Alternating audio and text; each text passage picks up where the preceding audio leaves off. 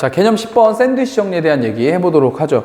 자, 샌드위치 정리도 역시 우리 함수극한에서 했었는데, 이제 수열의 입장에서 다시 한번 정리만 하고 바로 문제를 풀어보도록 할게요. 자, 우리 요런 얘기 공부한 적 있었는데, 자, 이 극한이 붙게 되면, 우리 수열이니까 수열에 맞게 n이 무한대로 갈 경우에 an과 리미트 n이 무한대로 갈 경우에 bn의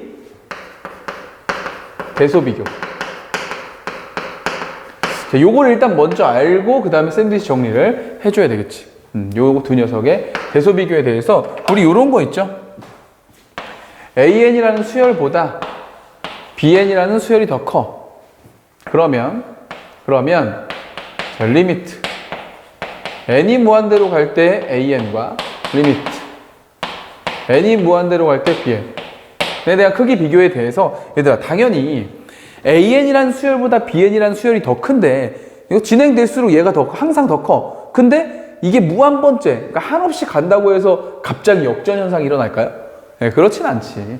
그러니까 an보다 bn이 더 크면 리미트 an보다도 리미트 bn이 더 큰 건 확실해. 확실한데 리미트가 붙으면 여기에 등호가 붙는다는 게 이제 좀 특이한 점이죠. 자, 이것도 마찬가지야. 근데 왜 그런가요? 라고 하면 예를 들어보면 돼. 예를 들어 an이 자 n분의 1이야 이렇게. n분의 1이고 bn이 자 n분의 100이야. 그럼 당연히 첫 번째 항, 두 번째 항, 세 번째 항, 네 번째 항 아무리 항을 집어넣는다고 해도 an보다 bn이 어때? 더 크죠. 더 큰데 여기 만약 우리가 리미트 n이 무한대로 갈 때 극한을 딱 취해버리면 리미트 n이 무한대로 갈 때 n분의 1은 뭐죠? 그렇죠. 얘는 극한값이 0이잖아. 0. 근데 여기 지금 100이 있다고 해도 무한대의 입장에서 얘도 극한값을 취하면 얘도 뭐가 되는 거죠? 이 녀석도 0이 되는 거지. 그래서 극한의 입장에서 보면 an이라는 수열과 bn이라는 수열의 입장에서 보면 bn의 수열이 당연히 더 크죠. 값들이 더 크지만 무한대의 입장에서 한없이 가다 보면 두 녀석이 같아지는 경우가 생긴다, 안 생긴다? 네, 생긴다. 그래서 수열 간의 크기 관계가 있을 때 리미트가 붙으면 뭐가 붙는다? 네, 등호가 붙는다라는 걸 알아두시면 된다 이거지. 됐죠? 네, 요 내용을 바탕으로 이제 샌드위치 정리가 가는 겁니다. 자, 샌드위치 정리는 이제 이런 얘기지. 자, 수열 3개에 대해서. 자, an보다는 bn이 더 크고 bn보다는 cn이 더 크다라는 이제 크기 관계의 수열 3개가 있다. 3개의 수열의 일반항이 있는데 이거. 근데 이제 리미트를 취해 보니까 리미트 n이 무한대로 갈 때 an이 어떤 알파라는 값으로 수렴을 하는 거야. 그리고 리미트 자, n이 무한대로 갈 때 cn의 극한값도 알파라는 값으로 수렴하는 거야. 이거이면 근데 이거 너무 당연하지 않아? 얘들아? 이거이면? 아니, 당연히 여기다가 각각의 우리가 리미트를 취해보면 이렇지 않겠어? 자, 리미트 n이 무한대로 갈 때 an. 그리고, 자, 리미트 n이 무한대로 갈 때의 bn. 그리고 이쪽. 리미트 n이 무한대로 갈 때의 cn. 이 있다고 보면 an보다는 bn이 더 크고 bn보다는 cn이 더 클 때 여기에 리미트가 붙으면 어떻게 된다고요? 그렇지. 크기 관계는 유지가 돼. 근데 뭐가 붙는다? 등호가 붙는다. 요게 이제 우리 위에서 정리했던 거란 말이야. 그런데 지금 문제에서 뭐라고 얘기했어? 리미트 an이 뭘로 수렴한다고? 알파로 수렴한다고. 리미트 cn이 뭘로 수렴한다고? 얘도 알파로 수렴한다고. 자, 그러므로 결론이 뭐겠어? 결론. 리미트 n이 무한대로 갈 때 bn도 뭐로 수렴할 수밖에 없다? 알파로 수렴할 수밖에 없다라는 내용이 바로 샌드위치 정리다 이거죠. 등호가 들어있기 때문에 얘가 알파로 수렴하고 얘도 알파로 수렴하면 당연히 이 녀석도 알파로 수렴할 수밖에 없다라는 게 샌드위치 정리 얘기입니다. 이해가죠? 이건 우리 앞에서 한번 또 해봤던 거기 때문에 크게 어려움은 없을 것 같고, 사실 이 샌드위치 정리는 뭐 당연히 그렇겠네 라고 아는 것보다 문제에 적용하는 게 중요해서 우리가 직관적으로 느낌을 정리할 겁니다. 이 내용 정리하는 것보다 어떻게 정리한다? 우리 앞으로 극한값을 구하는 극한값과 관계된 문제를 푸는데 문제에 주어진 조건이 뭐가 나오면 부등식에 대한 조건이 나오면. 다시 극한값의 문제를 푸는데 부등식의 조건이 나오면 뭘 떠올리자? 그렇죠. 샌드위치 정리를 떠올리자. 요런 게 중요해요. 요런 게 이게 실전에서 우리 활용하는 거니까. 우리 요런 거 많이 알고 있잖아. 우리 배웠던 거 중에 요거 한번 볼까? AN을 구해야 되는데 문제에 주어진 조건이 SN이다. 뭐 떠올린다? 그렇죠. SM-1은 AN이다. 요걸 이렇게 딱 떠올리듯이 요런 마찬가지인 거죠. 또 하나 예를 들어 볼까요? 최대 최소 문제인데 역수 구조가 나왔어. 뭐 떠올린다? 그렇죠. 산술기야. 이렇게 문제에 주어진 이 상황에 맞게 내가 알고 있는 내용을 갖다 쓰는 거야. 이게 수학적 사고력이야. 그러니까 얘도 마찬가지인 거지. 극한값을 구하는 문제인데 주어진 상황이 부등식에 대한 상황이야. 샌드위치 정리인가? 이런 생각을 해보란 얘기죠. 알겠어? 문제 바로 풀어보자. 자, 첫 번째 문제를 보니까 어떻게 돼 있냐면, 자, 수열 AN이 부등식인데 n제곱 플러스 2분의 n제곱 플러스 2분의 3n제곱 마이너스 2. 자, 이렇게 돼 있고, 자, 요 녀석보다 AN이 더 크고, AN은 n제곱 플러스 1분의 3n제곱. 얘보다는 작다. 자, 요걸 항상 만족한대. 요걸 항상 만족할 때, 리미트. 자, n이 무한대로 갈 때 AN의 값을 구하자. 너무 노골적이다. 그죠? 너무 노골적이네. 그죠? 여기서는 리미트 AN을 구하는 거니까, 자, 항상 만족하는 요 부등식에다가, 자, 리미트를 여기도 해주고, 여기도 해주고, 여기도 해주고. 자, 통째로 해줬다고, 쌤이 이렇게 그냥 표시할게. 그럼 당연히 뭐가 붙는다 그랬어? 그렇죠. 등호가 이렇게 붙는다고 했죠. 근데 실제 극한값을 계산해보면, 이런 잔챙이 없애주면 되겠지. 무한대분의 무한대 꼴이니까, n제곱분의 3n제곱 돼서 얘 얼마? 요거 3이 되고, 얘도 그럼 당연히 얼마? 3이 되고, 그러므로 너도 얼마? 네, 3이 된다. 이렇게 구한다는 얘기죠. 어렵지 않지, 그지? 어려운 내용은 아닙니다. 자, 조금 더 활용된 거 한번 풀어보자. 자, 두 번째 거.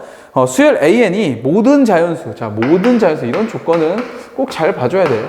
모든 자연수 N에 대해서 뭘 만족한다 그러냐면, 자, EN, 그리고 AN, 그리고 EN 플러스 1. 이렇게. 자, 요걸 만족한다고 할 때, 문제가 나한테 구하라고 하는 게, 리미트, N이 무한대로 갈 때, 6n제곱 플러스 10분의 6n제곱 플러스 10분의 위에 좀 이상하다 그죠? A1, A2, 땡땡땡 해서 어디까지? AN까지의 합에 대한 얘기가 있어. 자, 그러면 우리가 이제 모습을 보자면 이런 구조인 거지. 문제에서는 분명히 나한테 극한값을 구하라고 했고 문제에 주어진 정보는 분명 부등식에 대한 얘기가 있어. 그래서 나는 이게 샌드위치 정리인가? 라는 생각을 했다 이거죠.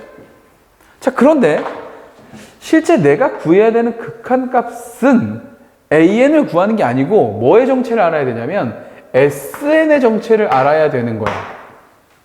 그죠? 첫 번째 항부터 n번째 항까지 합이니까 이 SN의 정보를 알아야 되는 거거든. 자, 두 가지 방법이 있을 것 같아. 자, 첫 번째는 교과서적인 방법. 자, 교과서적인 방법이라면 자, 이렇게 한번 보자.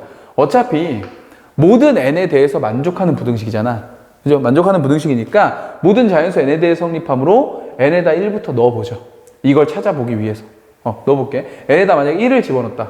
그럼 여기는 2가 될 거고, 여기는 A1이 될 거고, 여기는 3이 될 거야. 이렇게. 괜찮죠? 그 다음에 2를 집어넣으면, 2를 집어넣으면 얘 뭐가 되고? 이렇게 4가 되겠지. 4가 되고, 이쪽은 A2, 그리고 이쪽은 뭐가 된다? 2 집어넣으면 5. 이런 얘기 있죠. 3 집어넣어볼까? 3 집어넣으면 6 되고, 여기는 A, 3, 여기는 7. 요런 식으로 오는구나.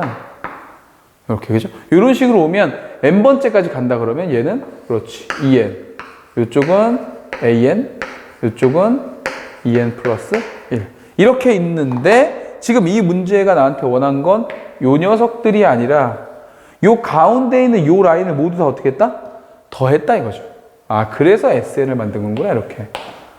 그치? 그럼 SN도 당연히 요 부등호 관계가 유지되겠죠. 왼쪽은 뭐가 돼요? 왼쪽은. 그렇죠. 2 더하기 4 더하기 6 더하기 이렇게 해서 2n까지 더한 녀석일 거고, 이쪽은 3 더하기 5 더하기 7 더하기 이렇게 해서 어디까지?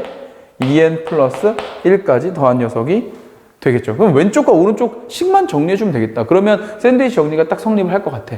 이해가죠? 그러니까 이런 식으로 어차피 문제에 나와 있는 게 AN에 대한 어떤 식이 나와 있으니까 모든 자연수 n에 대해서 성립한다는 걸 이용해서 한번 나열해 본 거고, 아니면 이런 방법을 써도 될 것 같아.